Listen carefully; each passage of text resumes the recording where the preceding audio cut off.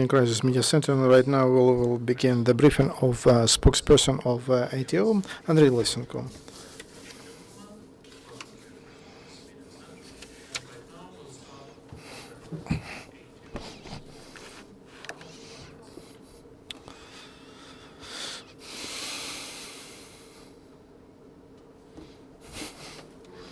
Good afternoon, dear colleagues.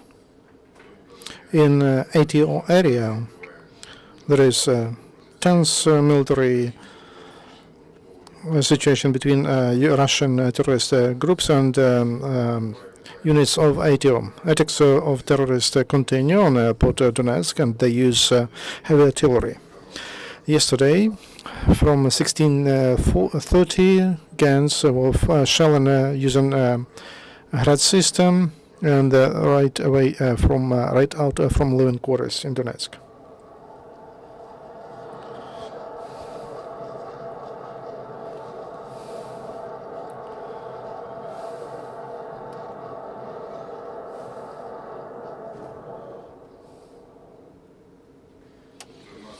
Despite a massive shelling of terrorists, our military men were able to defend the strategically important facility. Despite intensive fire of the enemy, there is evacuation of the wounded, and there is a need to.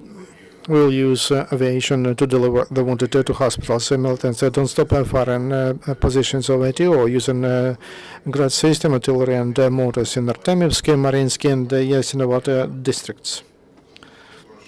Also, they use all kinds of weapons in Popasna district of Luhansk region. The terrorists continue intelligence of our positions during the last day. Ukrainian border guards noticed a drone over Karlovka in Donetsk region. Repairing crews repaired, and now there is power in 16 towns and villages in Volnovakh and Tilmanivsky district of Donetsk region. And also they connected 9 power grids and 6 substations. According to decision of leaders of gangs of Dina, those the business in temporary occupied territories. And if they don't finance the terrorists, they will be forced they will be enlisted into these gangs. There is new evidence that terrorists are involved in Volnovakh tragedy on January 13. OSCE mission had investigated that accident, the terrorist attack, and as a result, 13 people died. And they analyzed the place, and the mission told that all these places that happened because there were missiles shot from the northeast, and it means that 13 Ukrainians died because the territory from there was shelling, and that is under the control of illegal military formations. Ukraine SBU prevents diversions and terrorist attacks. Yesterday, I informed you that SBU disrupted the diversion operation of terrorists, and they wanted to steal a military equipment from Ukrainian checkpoint. And here's a part of interview of an arrested inform of terrorist. I had to print the group of four militants, and a group of 4 militants to Ukrainian checkpoint, and then they were the task was to steal new vehicles from the checkpoint and to ship that to Donetsk, and we failed to do it.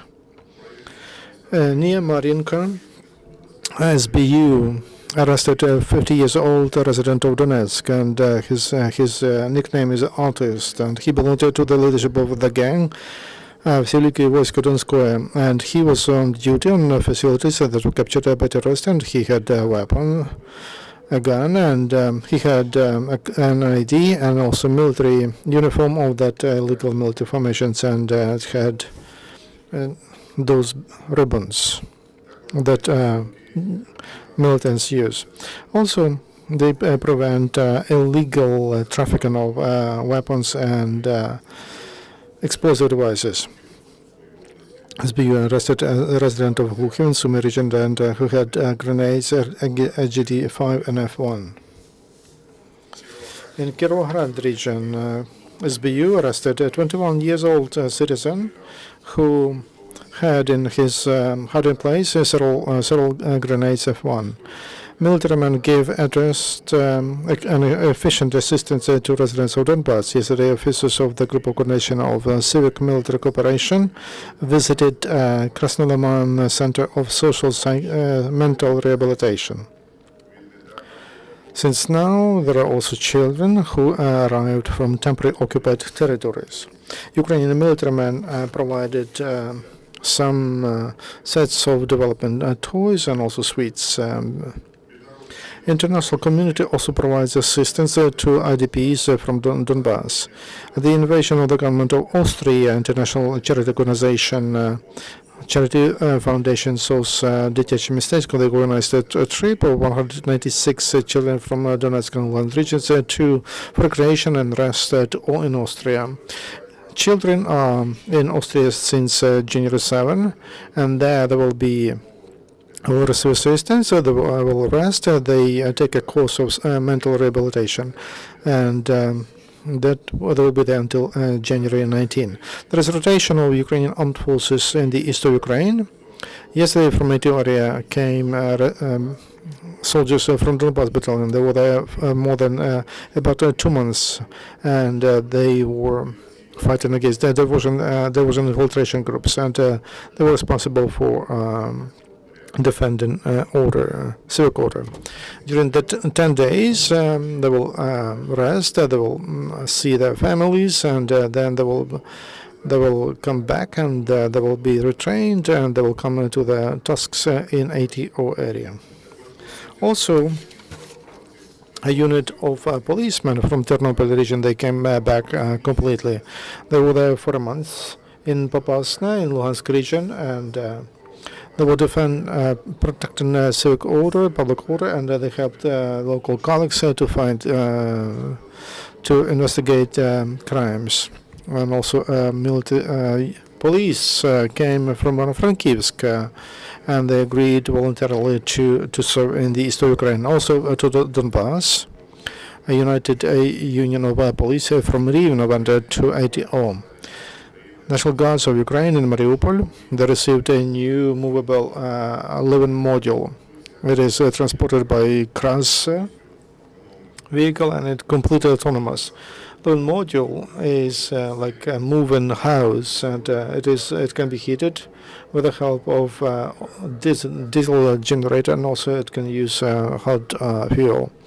It can receive about up to 18 soldiers. Farmers of Kirovohrad region, they provided BTR to Ukrainian armed forces, and it was repaired by their own forces. On that vehicle, they replaced some assemblies. They installed screens, accumulation screens. Also, volunteers provided to one military and technical glasses, and also special bags for grenades.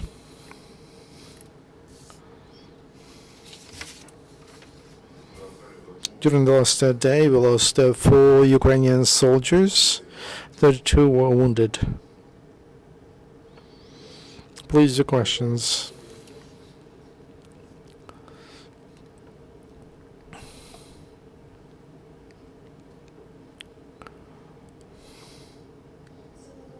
Channel 5. What is their trend? So these shellings, what do they say? Where are they? It seems like they're trying to broaden their area, and give more details about the Donetsk airport, what's happening there, and how many those who died and wounded, are they from the Donetsk operation? Do they have enough of ammunition, and do they have enough of food? And what about a new corridor?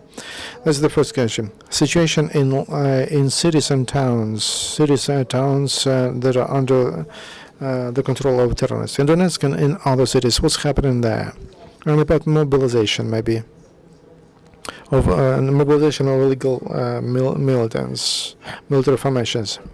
On those in those cities and towns that are under control of militants, we have information that militants involve local people. For them, they want them local people to join. There was a lot of cases that people quit, especially when there is a massive fire of artillery. They leave their positions and then it takes a lot of time to find them. That's why militants have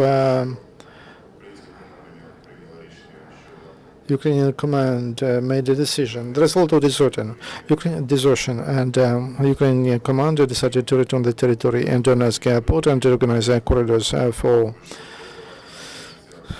shipping everything needed for our soldiers, ammunition, and to evacuate them. There was a decision made about massive operation, which succeeded, as you saw yesterday from information.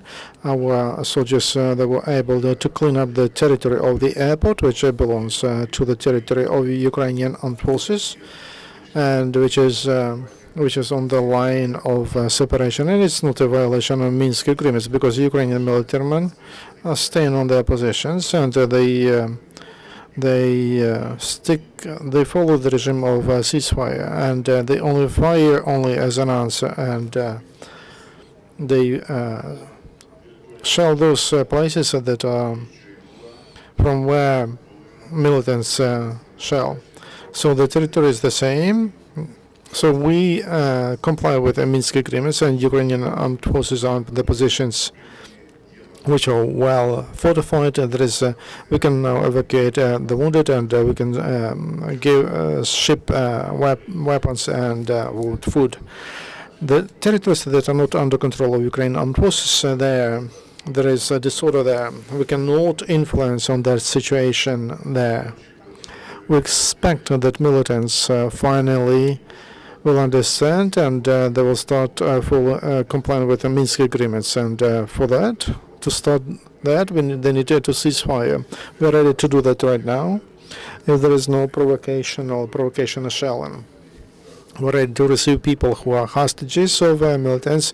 We're ready to pull back heavy weapons to the distance which is specified in Minsk agreements, and we are ready to control the state, to take under the control state border with the Russian Federation.